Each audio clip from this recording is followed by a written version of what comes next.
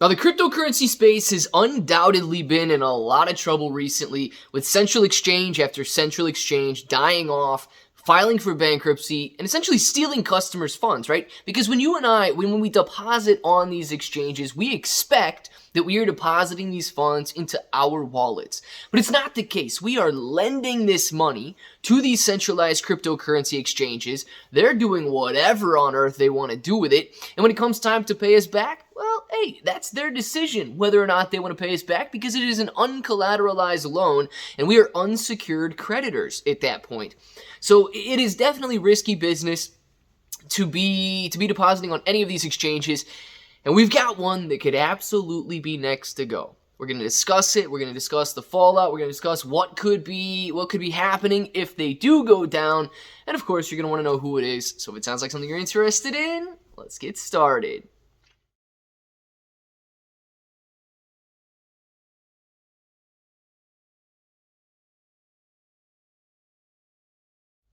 What's up, everybody? I'm Clay. I'm here to make 2022 the best year ever. If you haven't clicked that subscribe button, make sure to subscribe to the channel. Join us, become a bro. We are here every single day, and we are growing our portfolios together. And look, if you're brand new to investing, you don't know how or where to buy stocks in crypto, you got a link in the description below for Webull. It is super simple to set up your account. Any deposit, you guys are getting at least 6 free stocks, up to 12 free stocks, and $1 crypto trade's going to get you $5 in free crypto.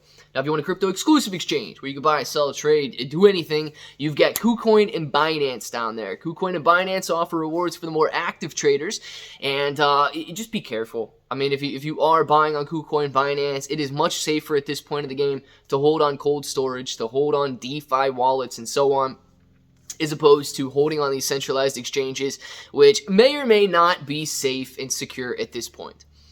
Gemini. If you are on the Gemini exchange, please be aware of what is going on, okay? Happened with Voyager, happened with Celsius, happened with FTX, happened with BlockFi. Nobody ever thinks it's going to happen to the exchange that they're on. So therefore, if you are on Gemini and you don't think that it's going to happen to you, please be aware. We're going to go through some of these articles here on what is happening with Gemini and whether or not they are going to file bankruptcy and so on. Because I will say this, okay? There's a convenience to holding on an exchange. If you are trading or if you are buying, it is just as simple to hold on a DeFi wallet or a cold storage wallet. But the latest, crypto broker Genesis owes Winklevoss Exchanges, or Gemini, customers $900 million. Now, $900 million is a lot of money. Okay, but it is in comparison to the total $30 billion that Gemini claims to have in custody. So it is 1/30 of their overall funds in custody that they claim Genesis owes Gemini. So please keep this in mind.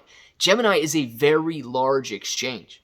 Guys, $30 billion in assets in custody from Gemini is 1/3 of Coinbase. Coinbase has 100 billion assets in custody.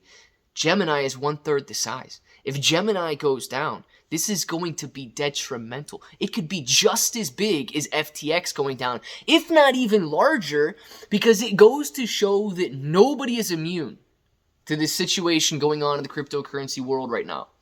Now, digital assets trading group Genesis and its parent company Digital Currency Group owe customers of the Winklevoss twins crypto exchange Gemini $900 million as the collapse of FTX reverberates across the market. This is an article by Financial Times, by the way. New York crypto exchange Gemini, run by Tyler and Cameron Winklevoss, is trying to recover funds after Genesis was wrong-footed. Right. There, no concern whatsoever. Genesis is the one who is wrong-footed, not the customers having all of their funds lent out to all of these extremely risky trading corporations that are trying to make astronomical gains in a bear market. Genesis was wrong-footed by last month's failure of Sam Bankman-Fried's FTX crypto group, according to people familiar with the matter. Blame it on whoever you want. Never take the blame yourself. Gemini's bid to recover the funds underscores how the crypto lending market, where investors lend out their coins. Remember, you are a creditor. This is debt. This is not something that is yours anymore. If you hold it on an exchange, it is not yours. You are loaning it to these guys, and these guys can do whatever they want with it and decide to pay you back or not pay you back if they so choose.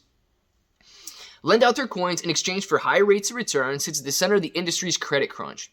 Genesis is the main partner, so they just go through and kind of leave or give a little bit more detail on what's going on in the situation.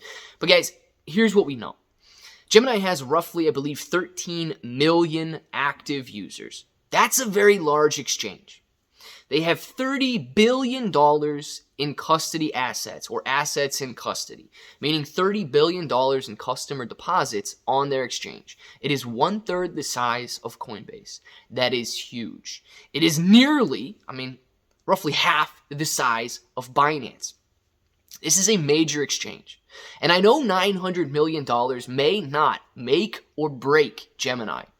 But if people begin to worry and they begin to withdraw their assets, which they have been doing to the tune of roughly $1.5 billion so far, if they continue doing that and Gemini decides we can't have these withdrawals because we don't have the money available, and they decide to halt withdrawals, maybe they won't file for bankruptcy.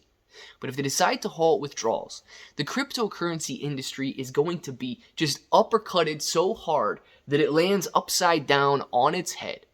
Because if you don't think that we're there yet, any exchange that is as large as Gemini, Coinbase, Binance, or Kraken, and so on, going down, could be the final straw that breaks the camel's back. And this is exactly what the governments across the world want. This is exactly what they want to play out. So if you think that they're going to step in and stop these things from happening, you're absolutely wrong. They don't care if customers lose hundreds of billions of dollars. You know what? The cryptocurrency industry's in the right around the $1 trillion market cap. They don't care if customers lose trillions of dollars, because it means that we will go back to that sweet old spot of government control. This decentralized cryptocurrency space did not work out. You know what will work out? Government centralized cryptocurrency, a good old CBDC. They've got their end game, and they are watching it play out right now. So the moral of the story is, be careful if you are holding on these centralized exchanges. And if you're holding on Gemini, make a decision for yourself. If the $900 million that Genesis owes Gemini is not a big deal to you, okay. But why risk it? I want to know what you guys think. Down in the comments below, let me know your thoughts on Gemini, the cryptocurrency space as a whole, and of course, whether or not you guys are holding on exchange or off exchange. Now that button right there is still red, make sure to click it. Subscribe to the channel, join us, become a bro. We are here every single day, and we are growing our portfolios together. You guys got ClayBro 883 everywhere. You're getting 6 to 12 free stocks on Webull, KuCoin, and Binance, free Discord. And until the next time, hope that each and every one of you have an awesome day.